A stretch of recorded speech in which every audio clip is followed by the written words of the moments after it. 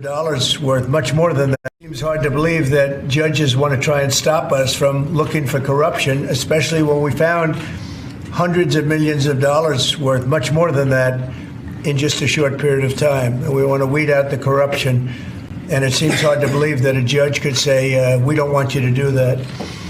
Well, so maybe we have to look at the judges, because that's a very serious, I think it's a very serious violation. I'll ask Elon Musk to say a few words, and we'll take some questions. Elon, go ahead. Sure. So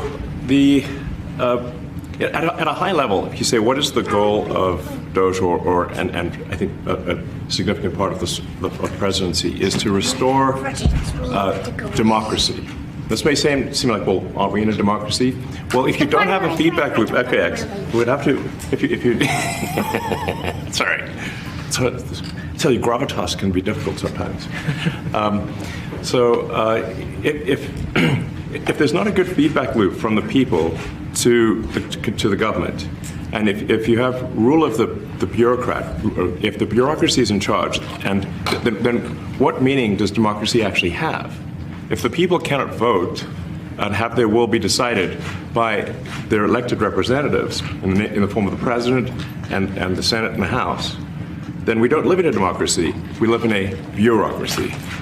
So it's incredibly important that we close that feedback loop, we fix that feedback loop, and that the public's elected representatives, the president, the House, and the Senate, decide what happens, as opposed to a large unelected bureaucracy. This is not to say that what I really want to say is, like, it's not optional for us to reduce the federal expenses. It's essential. It's essential for America to remain solvent as a country. We're going to interrupt this pablum to fact check it a little bit. One, irony died while he was talking. The only unelected party in any of this is Elon Musk. Andrew Nassios, who was the administrator of USAID, a lifelong Republican and self-described hardline conservative, said it took 1 month to turn the mission of USAID in the direction of a hard-right conservative agenda from the Clinton years. So the idea that the bureaucracy, as Elon Musk is describing, isn't responsive to the policymaker is destroyed by the fact pattern as testified to by Democratic and Republican cabinet officials. But there you have it. The co-president speaking much longer and in far greater detail than the president, drawing into serious question, who's in charge? Well, let's say it ain't we the people, because I think what they've just forgotten, that long litany of misinformation and disinformation, which is just my real nice way of saying lies. There was a whole bunch of lying in there, starting with Donald Trump acting like a judge in the Doge case was not protecting the rights of ordinary people, which is what that case was about, right? It was actually about our rights. Every last one of us that has Social Security numbers in that data, when Elon Musk had his employees go in and seize data, that's our data. So this whole thing and this question about elections, you already pointed out the big irony, but the other point of this is it's actually, the courts are actually created through the Constitution. So it is an estate in the separation of powers, and it is there to protect us against the kind of overreach and lawlessness we have been watching unfold for the past 3 weeks.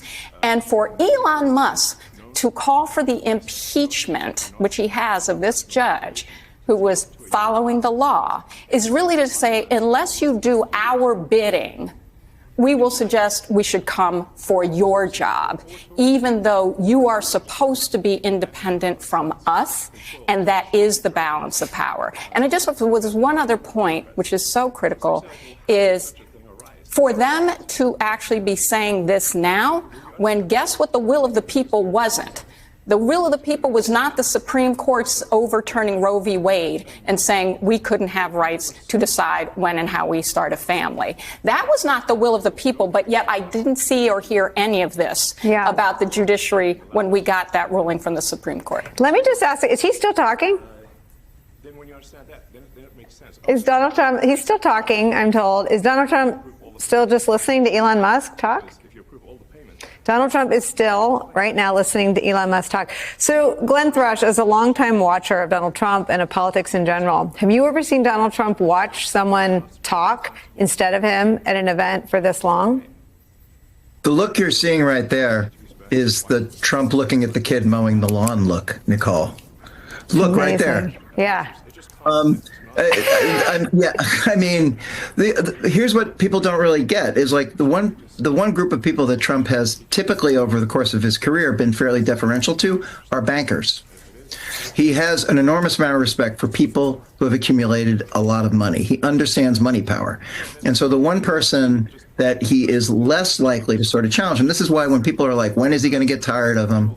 I think it's going to be a lot longer than people expect because Trump knows how much money that this man has. The other thing that's just kind of remarkable about this, apart from this being sort of like this 45-second civics lesson, is we do have a feedback loop. It's called Article 1 of the Constitution, and it created the Congress.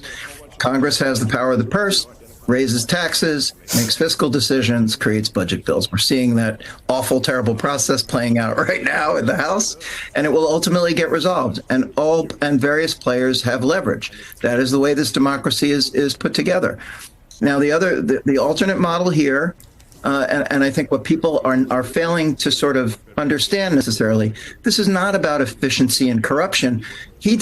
Doge and Musk's folks are coders. This isn't the General Accounting Office. They're not doing a rational assessment of where the money ought to be spent. And as we know, budgets are moral documents. These are decisions made by representatives about how the government's going to spend its money.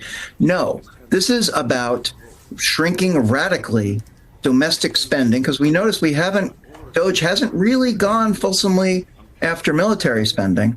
But this is about domestic or discretionary international spending on programs that Democrats and liberals have established over the years. So this is about destruction of an entire idea of government, about the communality of public spending and government being a tool to address inequities, both racially, economically, and societally.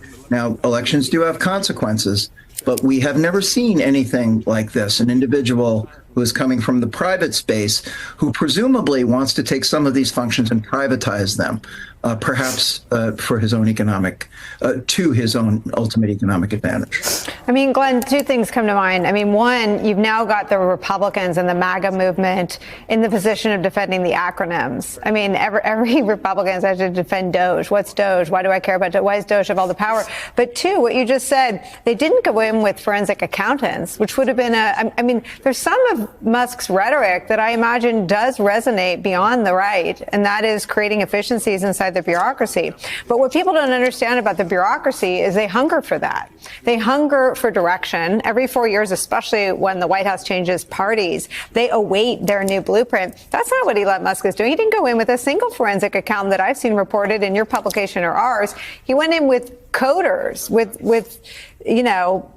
really controversial online footprints, without any budgetary experience, without any accounting experience.